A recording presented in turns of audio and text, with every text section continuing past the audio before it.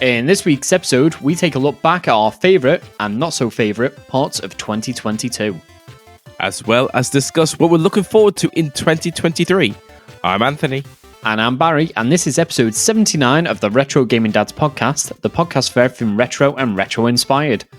So, welcome to the very first episode of 2023. Yes, hello 2023. Hopefully, probably a better year. It's actually quite sad we didn't manage to hit 80 on the new year. That would have been quite funky. Oh, no. Well, maybe if a certain someone didn't inconvenience us and decide to turn up 3 weeks early. Oh, yeah. Maybe then I would have actually got that episode done.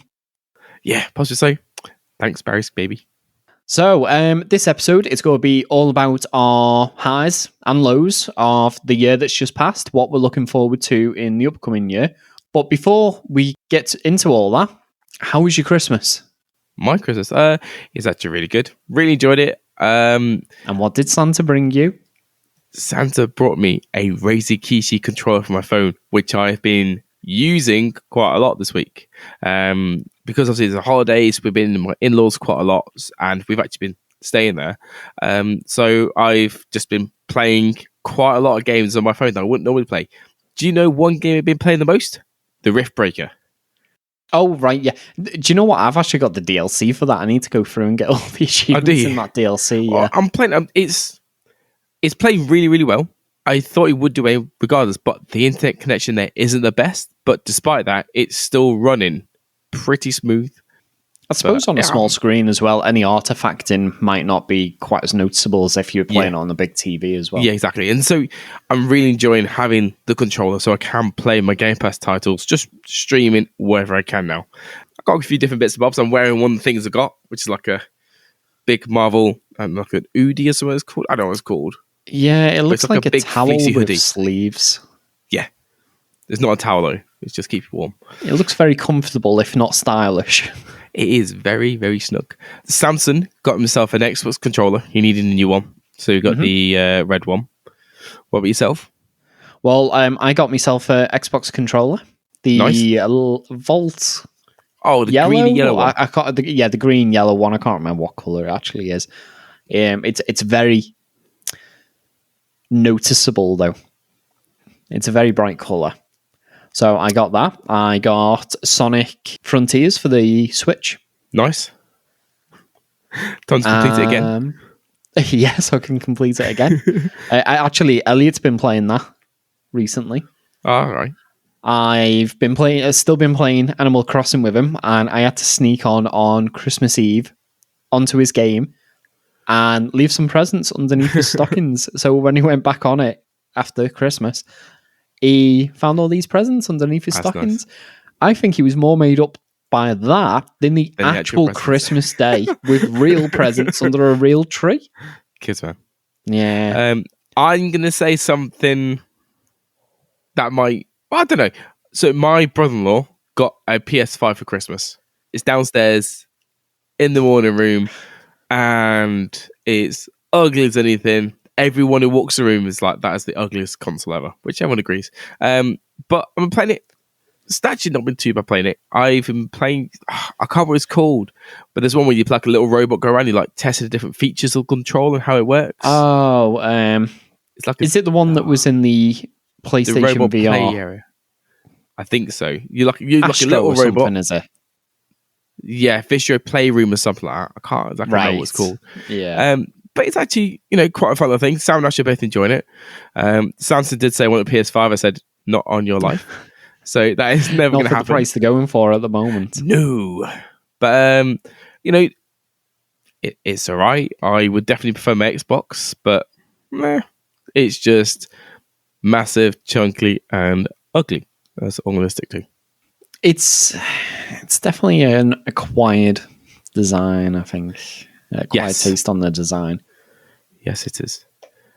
Now, before we move on, we would actually like to give a Merry Christmas and a Happy New Year to our 2 Patreon subscribers. Short Gizmo and Bobby Socks. Thank you very much, as always, for your continued support. We say every week, and we will continue to do so. And speaking of Patreon, this podcast is something that we do, it's out of our own pocket, both in terms of monetary expense and time. And as we go into the new year, we'd like to ask for your help to make 2023 another great year for this podcast. If you're enjoying this episode, please could you just take one moment and leave us an honest review on your favorite podcasting app. Alternatively, if you're able to, you can join our prestigious Patreon for just as little as £1 per month, where you will receive an ad-free versions of the podcast and you'll get a shout out in our next episode. Now, I know not everyone will be able to afford a couple of quids to support the Patreon, and some people just like free things. So, have you seen what Amazon Prime Gaming are offering for the holiday? Yes, I do. And now you know I like free things. And this is something that I did see as well. And I think they're a pretty good selection of games come from Amazon. I think for me, especially the Metal Slug series.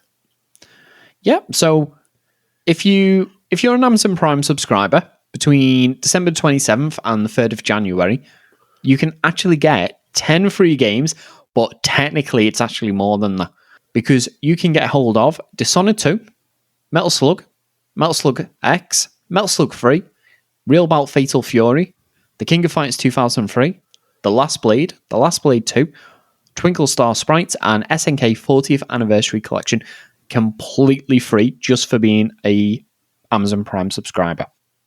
So that's not for the gaming part, that is just for Prime. So it's definitely one to pick up if you are a Prime subscriber, which, let's face it, not many people aren't if you use Amazon. I'll be honest, this is the first time I have ever actually redeemed any of the gaming parts of my Prime subscription. Oh, really? Yeah, I've never done it. I've been a Prime subscriber for years. Well, definitely is worth picking up. As I said, for me, at least for the Metal Slug games, because they are fantastic. Yeah, there'll be a link to this. It's available at gaming.amazon.com. And as we said, it's available for any Prime subscribers. And if you're not a Prime subscriber, there's actually a link in the show notes for a free 30-day trial. Hashtag not sponsored. Now, let's move on to some of our highlights, at least, shall we? So we've had a good year, I'd say. What do you reckon? Yeah, so the podcast, it's grew over our first year. So this is the beginning of our third year now. We've been doing this podcast for 2 years. Can you believe that? No, I can't. I really can't. Honestly, where has that time gone? I have no idea. I remember starting and like, how have we gotten to this point as such? So first off, not including this episode, as it will be in the new year, but we've had 42 episodes come out this year. Which totals over 1,200 minutes of published content. And thankfully, to you listeners, we've had over 2,200 listens to our podcast. That's just for this year again. So that's a lot better than our first year. And a little first for us, we released our first video episode, which was our retro quiz, which would be the episode previous to this one. Which I absolutely got trounced in, so let's just leave that there, please. Was there any doubt in that? No, first, there's only 1 point between me and Phil. It was 1 point between me and Phil. You still came last. Oh, shut up. That was quite fun, actually. I quite enjoyed that. And there was very little editing. We had a little hiccup where I had to cut for a moment, where my headset decided to turn me into a cyborg by the sounds of it, weren't it? Oh, yeah, you did. It's always you that has the issues, though. But yeah, again, we'd like to say a massive thank you to everyone who's been listening. And if you got any friends, family, anyone else you think that has enjoyed the podcast, we'd really appreciate it if you could just let them know. And again, leave us an honest review. Good, bad, we'll read it either way, and we can use it to actually shape the future of the podcast. So moving on from the highlights of our last year of the podcast to our highlights in gaming, and specifically retro and retro-inspired gaming from 2022. And I think there's been quite a few. I think it has. I think it's been a lot of tech coming out this year. As you said, it's been a big, heavy year for the handhelds. But one handheld really, really stands above the rest for me. What about you?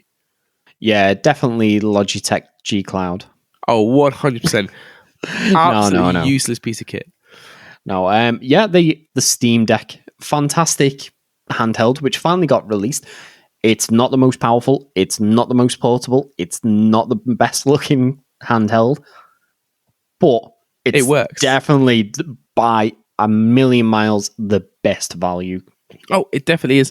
But it works. It's altogether, it works. Obviously, you've got the Steam OS, you've got Steam Library, and then you can use Game Pass titles through it. I think it's a very versatile piece of equipment. Oh, absolutely. Absolutely. It's fantastic. I said to us, if I could afford it, I would get one of them for Christmas. But I went for my controller, which I'm more than happy with. But if I could have, I would have picked up a Steam Deck myself.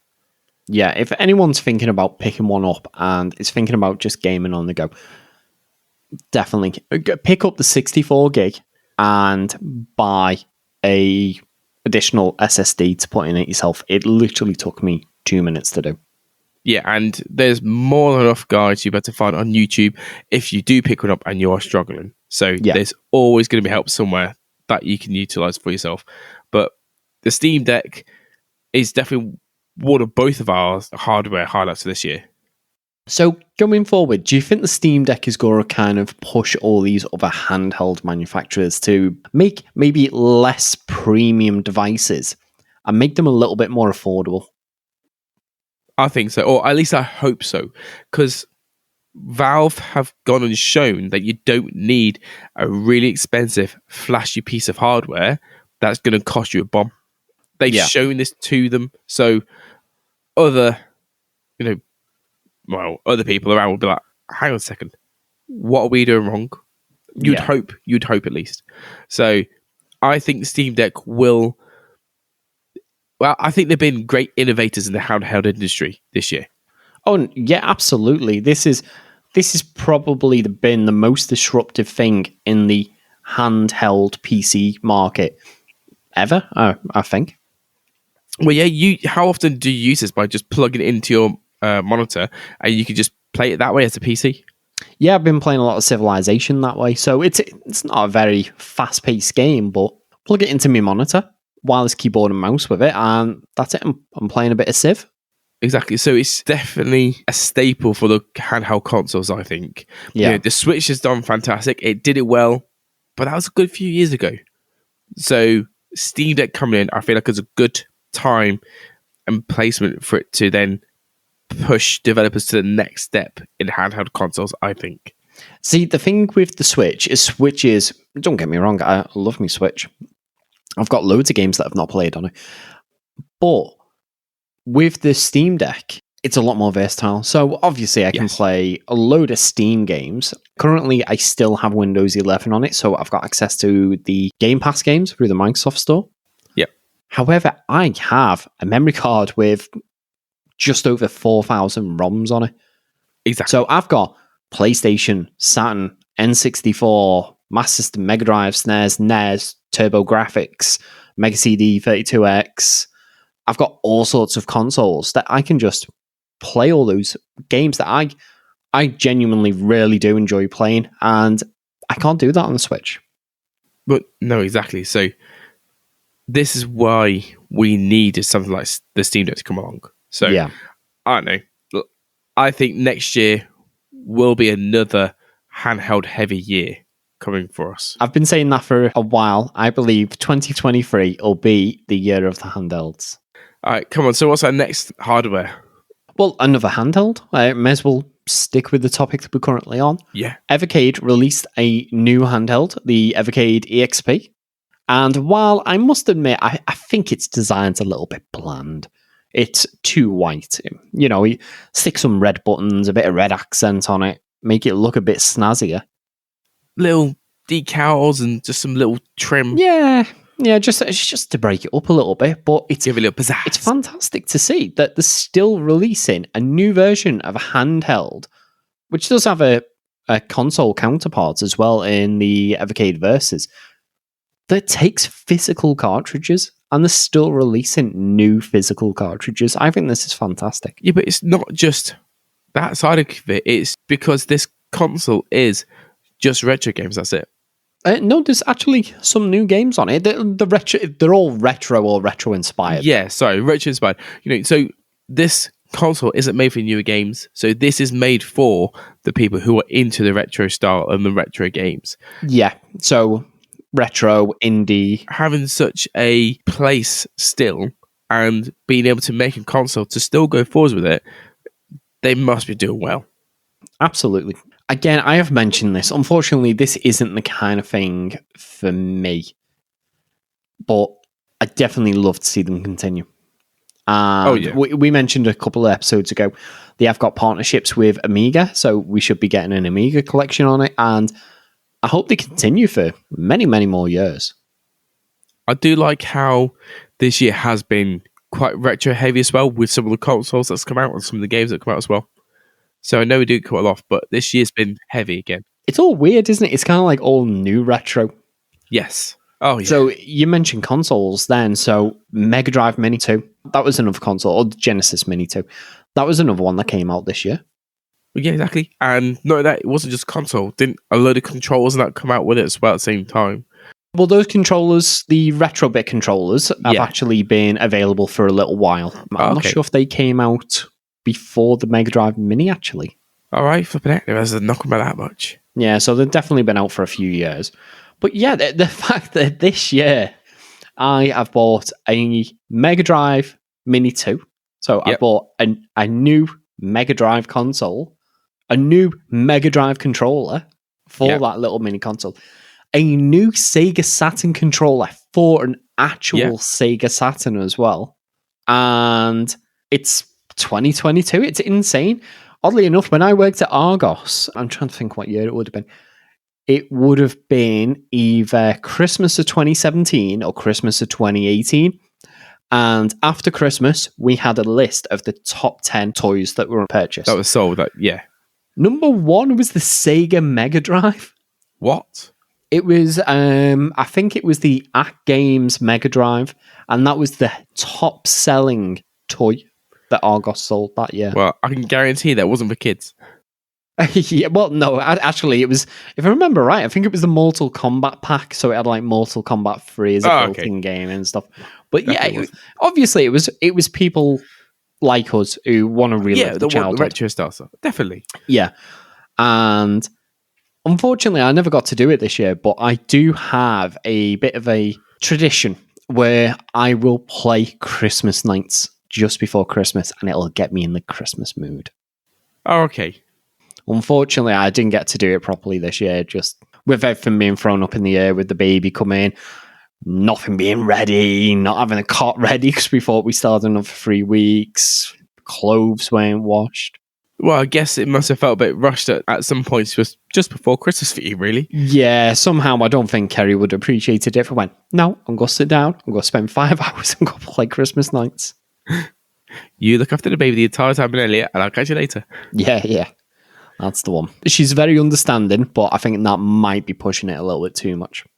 Just a tad. So we got plenty of other mini systems as well. So as well as the Mega Drive Mini console, we got a few arcades like the Egret Mini.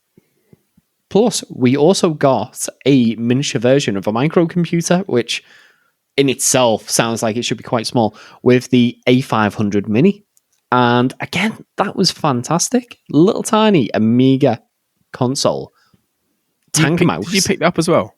I did, yeah. I got that, and I've got 2 controllers. Yeah. I still need to see if I can get Extreme Violence on there for the next time you and Phil come round.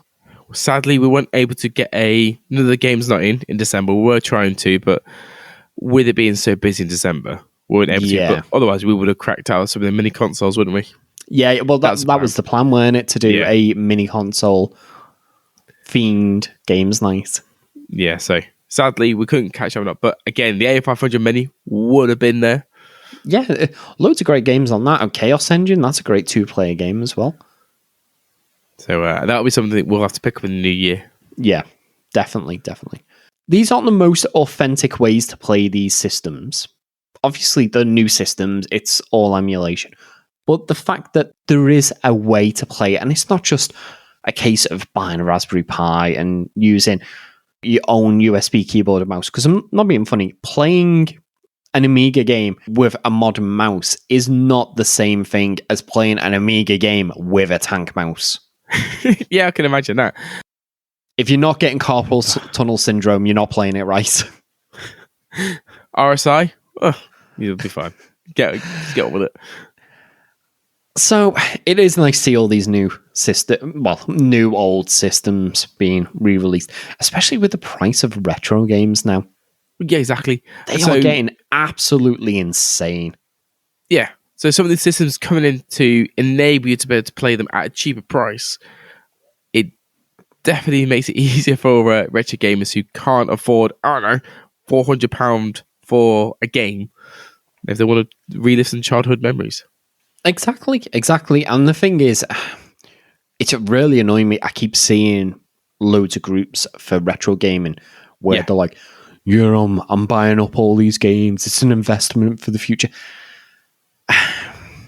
You can't stop them doing it. Unfortunately. But to see people buying $10,000 worth of retro games as an investment and denying people who want to buy those games, that some of these games used to be like 40 quid or something, and denying them the opportunity to get enjoyment from them, not just buy them as an investment and not do anything with them. We'll talk about, what's the word? Taking the market for one. Well, yeah.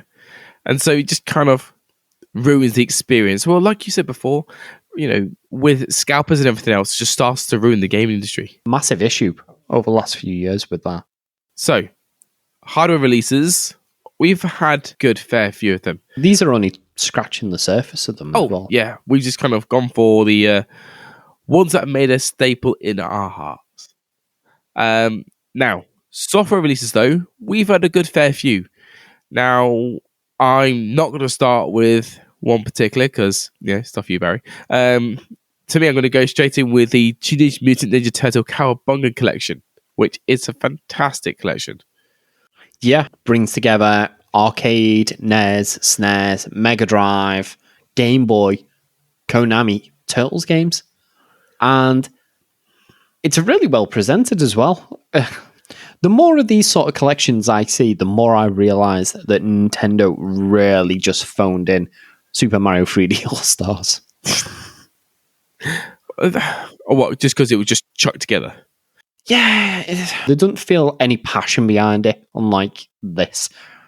And I'll be honest, this looks like it was phoned in comparison to another one of these collections that's recently come out, the Atari 50th Anniversary Collection. Which looks fantastic.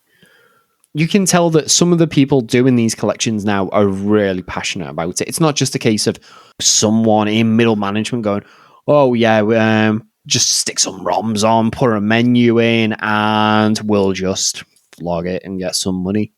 Exactly. And the fact that they put time and effort into creating this collection, like they did for the 50th anniversary, well, actually, can't say at all. I don't think anything will ever top the Atari 50th anniversary. To have all these different things, I like how they have put into, you can get the fan art, you can get the sound, so there is all these little tidbits which just kind of lets you reflect back on the game a bit more, and you've got something to go back to view it from the past, if that makes sense. Yeah.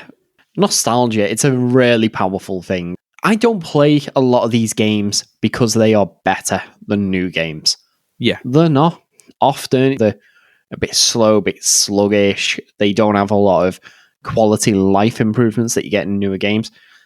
However, in themselves, they are enjoyable. But with nostalgia behind them, that's a completely different thing. Another collection that I got was the Wonder Boy collection. That reminds me of coming home from school, playing Wonder Boy Monster World, and I literally had no cares in the world. I had no real responsibilities. I need to get my homework done. That was like the peak stress in my entire life. Have I done my homework? Which the answer was probably not, because I'm playing Wonder Boy. Talk about gaming, talk about how, playing Wonder Boy kind of took away the cares. That's what gaming is, especially to a lot of people, where people might have absolute crap going on in their life and things going on, and being able to shut off play a game that they've enjoyed growing up. Really gives them that sense of escapism. As you know, this year's been one of the worst years I could ever have. Yeah. And, playing games is my way of sort of dealing with them things at times, because you do just want to shut everything else out and just focus on playing a game and just chilling with your friends. Because most of the time I play online, I don't really play single player games. I'm normally playing with you. And, it really does kind of give you the sense of just freedom, just playing something else. And it's very imaginative. It can be anything from a bit of stress relief to, as you said, a bit of escapism from the world. And let's face it, just generally for everyone as well. The 2020s haven't really got off to a good start, have they? No.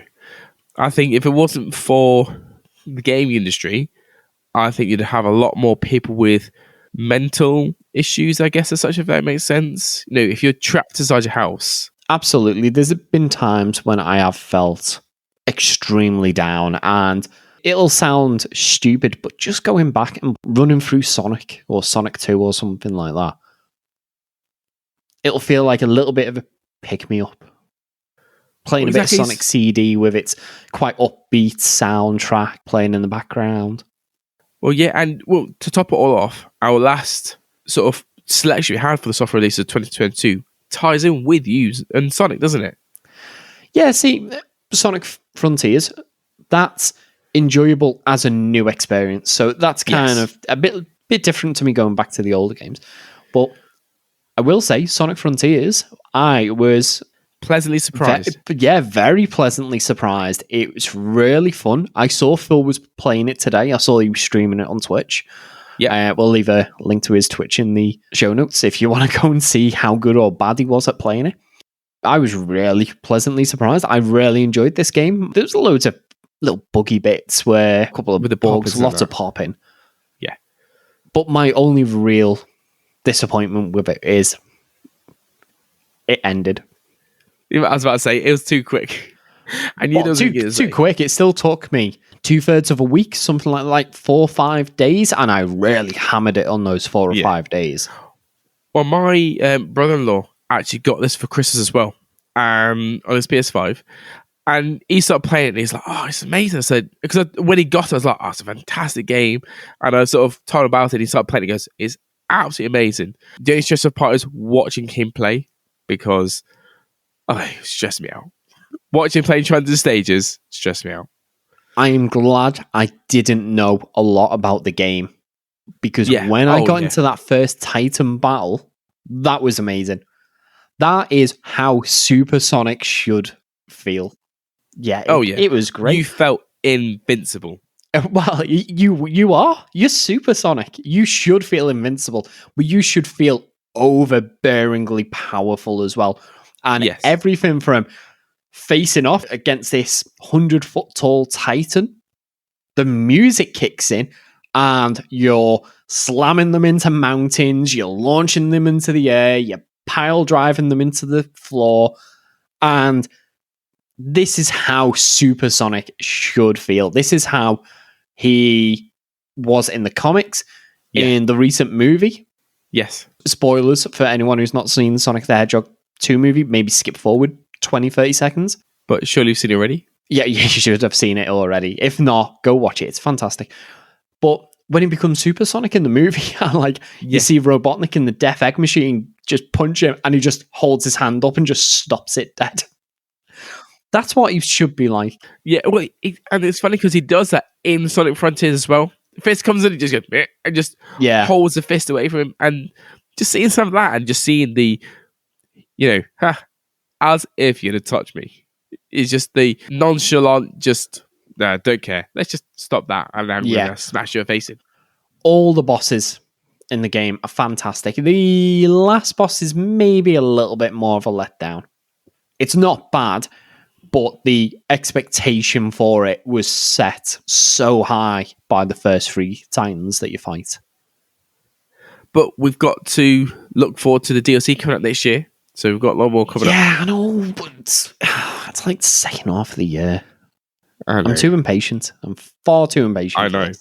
But yeah, loads of great games and compilations. Another game that I may have purchased for the Switch. River City on. Girls 2. Another one of the games that you never get long to. But go Oh on. no, I'll complete that. Actually, it's River City Girls 1 and 2 as a bundle. You've already got one. I know, yeah. It was $32.99 from PlayAsia for River City Girls 2, or $34.99 for River City Girls 1 and 2. Why would I not get both of them for an extra £2? Why buy I it? also bought And you got so many games to play. Sonic Colors because it came with an art book for the 30th anniversary. Flip say, you have a problem. I do. Yes, you do. Actually, saying that, just while I'm thinking about it, and I'm talking about the Wonder Boy collection, where's my Wonder Boy anniversary collection? I'm still waiting on that. Oh yeah, but are you waiting I for ordered that one of in May. It's not due what else you looking until for as well? 'Cause February. there's two things you're waiting for. Clockwork Aquario. I think that's the Yeah. other game that should come with it, which has been available for ages, but they won't post it without the other game, which, as I say, it's now due February, if I remember right. All right, should we? At that point, I've been waiting 10 months for it. All Ridiculous. right, listen. Okay, play your other games then first, and it might come sooner. I haven't got Distract time. yourself. You've got so many games to play. You've got so many games Although in your store. Just Play really them. quickly, before we go on to talk about other disappointments, Oh yeah, go on. like I'm not getting my game. One thing I will say though is I have been playing Animal Crossing with Elliot, and Yes. I do think that playing this game with him will be hopefully one of these memories that he'll think fondly of in the future. Yeah. Because I remember playing Road Rash with my dad, and I still have fond memories playing Road Rash on the Mega Drive with my dad. You were saying, did you play Halo or something with your dad? Or Yes. Oh yeah, played Halo quite a lot with my dad. gaming, it's something that you can bond over as well. So I do Yes. think gaming overall is a positive thing. Well, again, I'm still been playing the Lego Marvel games with my kids, and they absolutely love that. Oh, So- see, I played them with Kerry. That's my bonding thing with Kerry. Played Lego. So games. I find it hard enough to get us to touch an Xbox controller, let alone play a game. Oh no, it used to be the Lego games and Fancy Star. And Monster Hunter. Unfortunately, she won't play the new Fancy Star online. No. Right, while we're talking about I've not received my games and disappointments, shall we go Womp womp. on some of the less shiny things from 2022? Yes. Now, there has been a fair few. Don't get me wrong. However, again, we've kind of picked the ones that have left the biggest impressions on us, shall I say? Negative impressions. So yeah, big letdown. So the biggest letdowns to us for the year. First of all, it's actually the availability for the Raspberry Pis due to, well, everyone wants them. Yeah, I think everyone always wants a Raspberry Pi, and they always had issues with availability. Supply of that. Yeah. However, they've just been terrible the last, I don't know, 6 to 12 months. Now, do you reckon that's to manufacturing, or do you reckon that's just to I don't know. people purchasing up the stock so quickly? I don't know, but when you used to be able to get these boards, and you used to be able to pick one up for anywhere between like 35 to 70 quid for the Raspberry Pi 4, Yeah. people are now selling these for like 200, 250 quid now. I don't know if maybe it's a chips shortage or something similar to that, a manufacturing issue, and that's why they're not really getting many out, but they're difficult to get hold of at the moment, and they're great little machines, although I did kind of put them down a little bit before about people using them for emulating games, Yeah. and it not being as good as having these new modern recreations of consoles. They're still great machines for that exact purpose, as well as many other probably more Uses. legitimate purposes than playing like 30-year-old console games on. But the things with this is, like you said, is a good, efficient way to play games in the past that you can't really get now because of the costing and everything else. And not gonna lie, I wouldn't mind having like a Game Boy with a Raspberry Pi in, because then I could actually play some of the old Pokemon games I'd love to play. But it's just one of them things. But the versatility of these Raspberry Pis is fantastic. So the fact that we can't get hold of these to utilize them is a bit of a letdown in the gaming community, at least. And it's not just these. Unfortunately, again, I was singing praises for the Sega Mega Drive Mini 2. They're gone. There's no more production of these now. And again, they're selling secondhand for triple the price that they were when they came out. Well, I mean, you were lucky to get a pre-order of it. Otherwise, there was no chance you would have got it. Yeah. If I am well, I didn't have a Mega Drive Mini 1 for the exact reason. They came out, they were 80, 90 pounds, something around that. Yeah. And now if I want one, I'll be lucky to get one below 150 quid for one, maybe unboxed or in a tatty box. And it's one thing you just can't justify the cost for that. No, absolutely not. So, absolutely not. Unfortunately, the only way you can play the games is to get a Raspberry Pi and to put them onto that. And just briefly, this isn't something that's just relating to retro games. Unfortunately, Sony raised the price of the PlayStation 5 in most countries around the world outside the US. Oh, yeah. Microsoft have announced first-party games are going to go up in price next year. Gaming nowadays is just going up in price. There are still cheap ways to play games, the most obvious one being things like Xbox Game Pass and PlayStation Plus Premium. Yeah.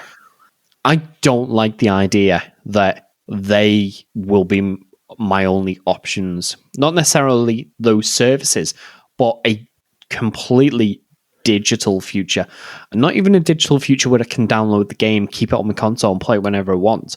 One where I can only download it or worse, stream it. The game can leave the service and I can no longer play it, or I lapse my subscription and I can no longer play it either. Exactly. So to not have the physical hardware to play it. Not gonna lie, I can't remember the last time I bought a physical game because of the Game Pass. That's my issue. The only games I've really bought a physical version of are Switch games, and that's because one, on cartridges, and two, I do not trust Nintendo since they are closing the Wii U and the 3DS shop in March. I think it is. Yeah, March 2023. The price of their games sometimes digital compared to physical. Flip it out. They do quite often have some good offers. I do have some digital games on my Switch. Yeah, but they're like less than £5 though. Yeah, they have to be on very steep discounts. And there are some games like I've got the Grandia collection that I've picked up for like 15 quid maybe. If I want that, a physical version of that, I'm paying like 100 quid for it.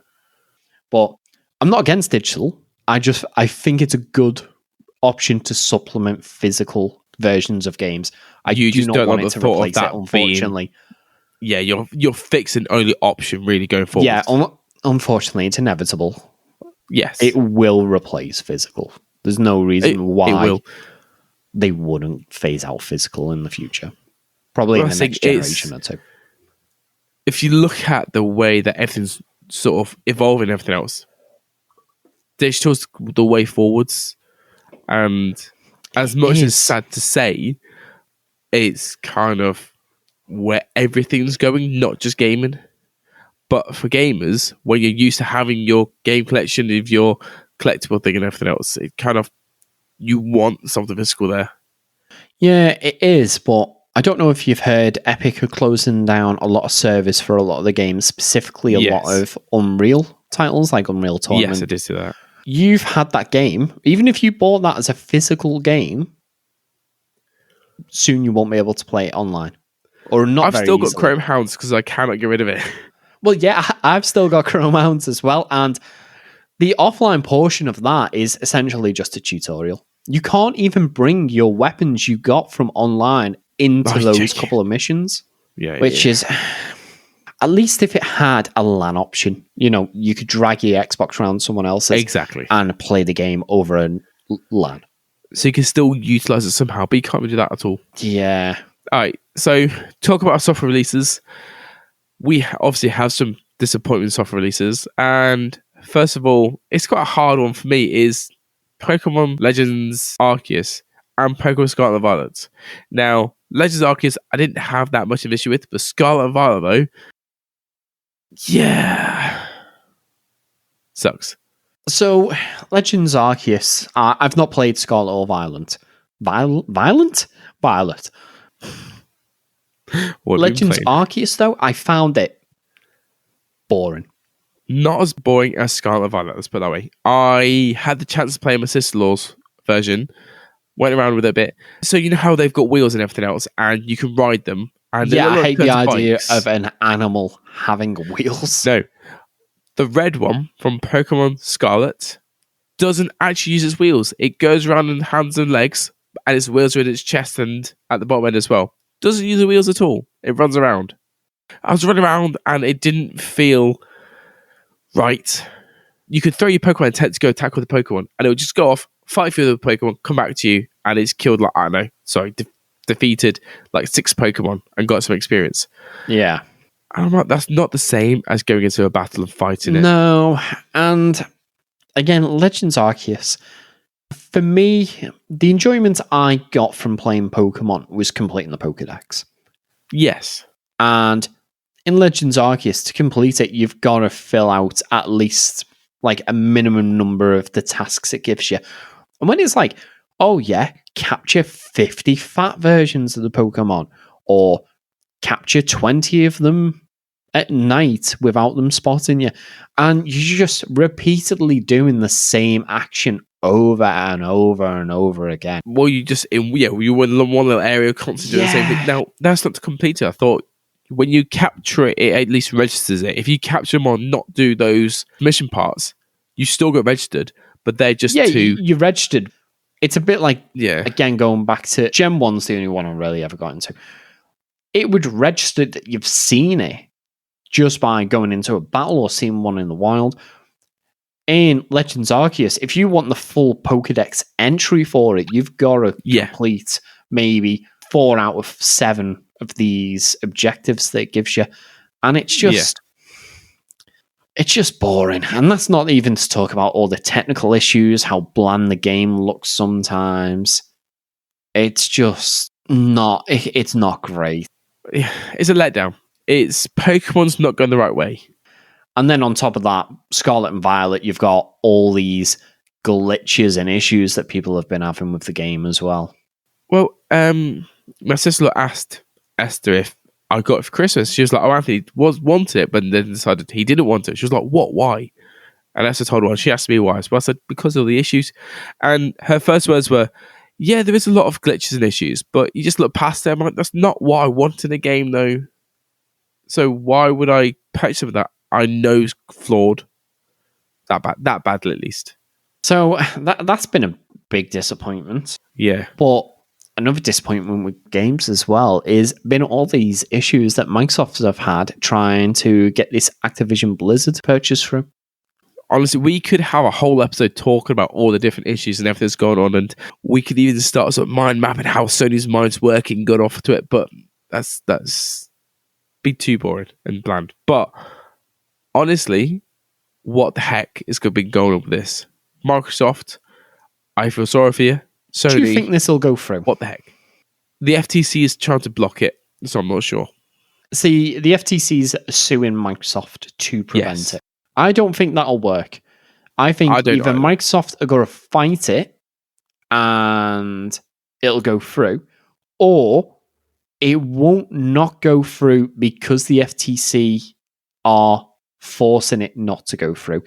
I think Microsoft will just think, this isn't Is it worth it? Yeah. Yeah.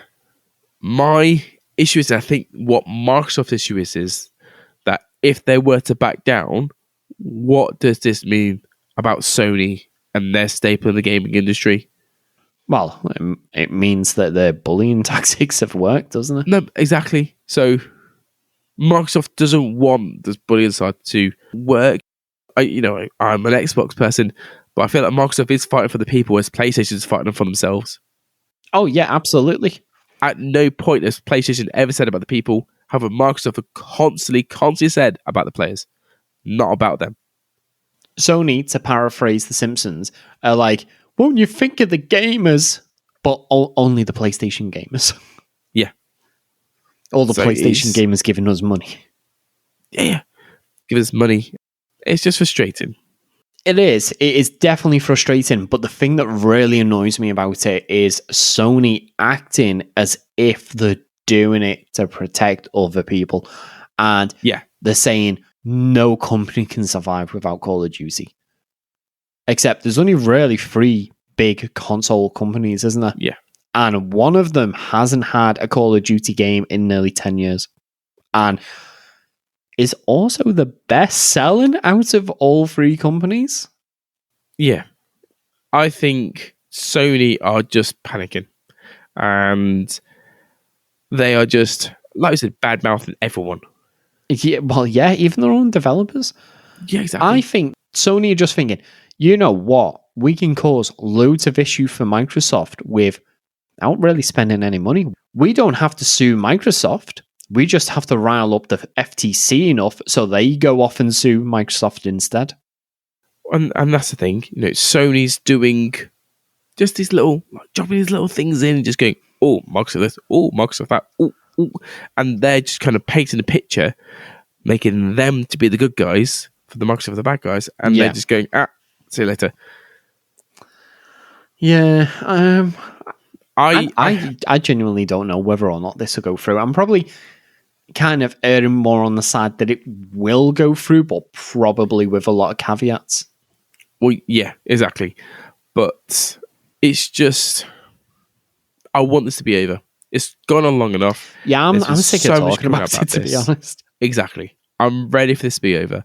I'm ready for either Microsoft to win it and, showing it up, say to shove it, or sadly, Microsoft's just going, look, it's too much. We've gone for too long enough. We're just going to have to backstep it because Sony's given us too much hassle. Well, sorry, just everyone's giving so much hassle because they're getting sued by just people now as well. So people just try and sue Microsoft as well. And yeah, well, that's just people just. No, I know it's just you, but it's just other people just get involved when they don't need to be. And I just feel sorry for Microsoft. I think Microsoft, this is kind of a poison well. You need to drop it and just buy Sega. Yeah, that's it.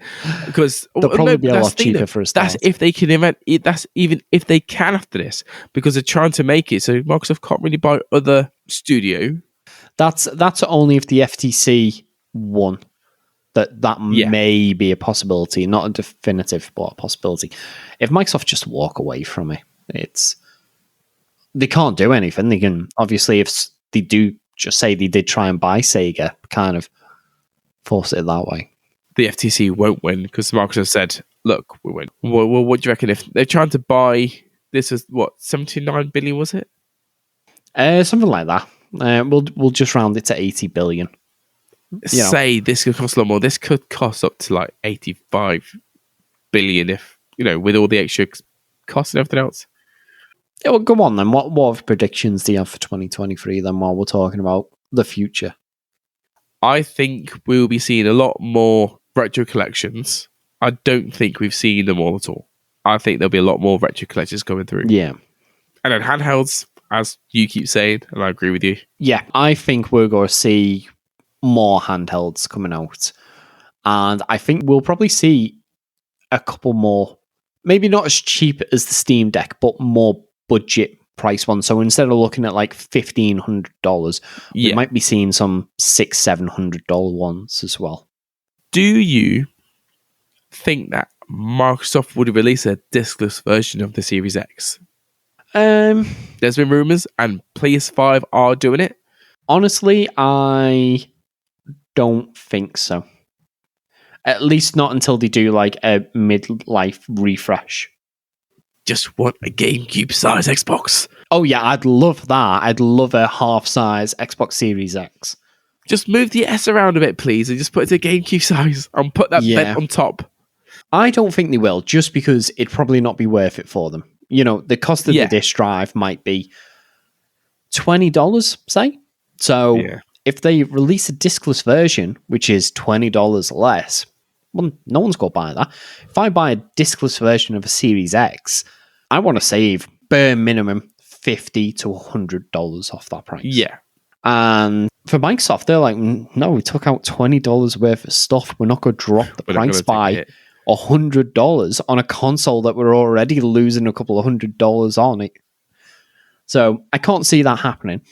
I think maybe if they bring out a Series Z, well, I don't know what they'd call it, but you Yeah. know, like a pro version of the console. Maybe at that point, what they might do is instead of doing the Series X and the Series S, they may do a cut down version of the Series X for, Is this I don't know. so they could then kind of phase out the Series S due to the issues developers are having with it? No, they won't phase it out for that reason because they can't. Because developers will always need to support the Series S for this generation. Yes. They might phase out the Series S as an option to purchase, but not for developers to develop for. Yeah. Okay. So, like we were talking earlier about going digital and about streaming, do you think we'll be seeing more streaming devices? Do you think Microsoft might try and pursue that avenue a bit more again? I don't think so. Honestly, I would imagine we'll probably see like apps for your Fire TV stick and that pop up. Yeah, because it's already on the Samsung TV. Exactly. From Microsoft's point of view, why devote resources to developing a physical piece of hardware When smart TVs support apps. when you could just develop an app? You know, develop an app, get your customers to buy an Xbox controller for 50 quid rather than a streaming Xbox system for 100 quid. I mean, you know, you might even be able to get bundles where it's a TV with a controller. So it wouldn't surprise me if we saw Samsung buy the new OLED TV with gaming mode and built-in Xbox Game Pass and redeem, get 3 months free and maybe a controller or not. Well, yeah. I mean, it works fantastic on my phone. Yeah. So why not push the TV? It's just a bigger version. Obviously, you don't call it, but it's just a bigger version of the phone. And if they can get their app on, say, a Fire TV stick, £30 Fire TV stick, whack it in. It's got Bluetooth it to your Xbox controller. Yeah, exactly. I used to have PlayStation emulator on mine, didn't I? And use Xbox controller. Well, yeah, we played in it before. We played a few games in it. Yeah. I think that might be an option. Interesting. For me, the biggest thing for next year is I just want the Microsoft Activision thing to come to a close. What? One way or another, or? Yeah. Obviously, I would love for it to go ahead, but one way or another. Because we've had it for, a year now as of January.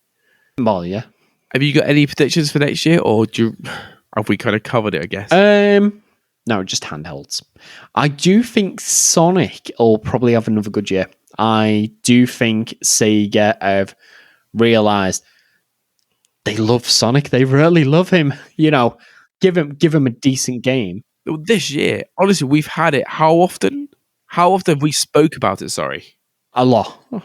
Yeah. I reckon out of those 42 episodes, I reckon a good 35 of them Sonics come up at one point. Talk about Sonic. I've been watching Sonic Prime with my kids, and we're actually really enjoying it. Yeah, don't spoil it. I haven't got Netflix. I might sign up for a month of Netflix and just binge the whole lot. Oh no, I'm not going to. I'm just going to say we're enjoying it. This year, we've had the Sonic Prime series. We had Sonic the Hedgehog 2 movie. Yep. We've had Sonic Frontiers. Sonic Origins, as imperfect as that was, but I still enjoyed it. Yeah. It's had a good year. I reckon it'll continue into 2023. Well, if you look at the roadmap for Sonic Frontiers and for other things, there's stuff already mapped out for it.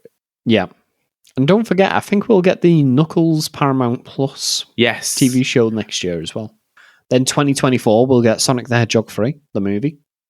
So there's a lot coming up. Great.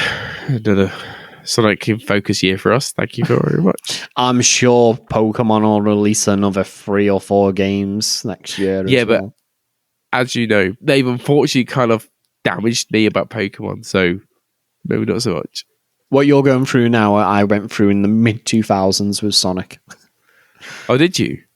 Yeah, what was like Sonic 06, Sonic Genesis, Shadow the Hedgehog, games like that. Well, yeah, sort of 3D games. Well, not even that. Some of the 2D games like Sonic the Hedgehog 4, that was terrible. Just give me mech games. Just give me mech games. Yeah, I reckon we'll get quite a few mech games. We'll go get Front Mission 2. We'll go get new Armored Core, yeah. Oh, I started playing that Gundam Evolution. Yeah. Is the Any good? Overwatch style game. I quite enjoyed it. It's actually pretty good. Yeah, so I reckon next year it'll be the year of the handheld Sonic and mechs. Yes! I knew you'd be happy about the Sonic. Oh, stuff you. Right, well, I think that's it. We're coming to the end of the episode, and this, as we mentioned, is our very first episode of the new year. So, Yes, we so hope happy everyone's New had Year. a great Christmas and New Year. We'd like to say a massive thank you for sticking with us for the last year, and hopefully, Stockholm Syndrome will kick in, and you'll stick with us for another year. 100%. We have appreciated every single listen. And like Bo said, please stick with us and we'll make it as entertaining as possible for yourselves. Even if it's only as entertaining as a car crash. Right. I'm Barry, and this is the end of this week's episode. If you'd like to find out more about anything mentioned in this podcast, then please take a look at the show notes. We've been the Retro Gaming Dads, and we'll see you next time.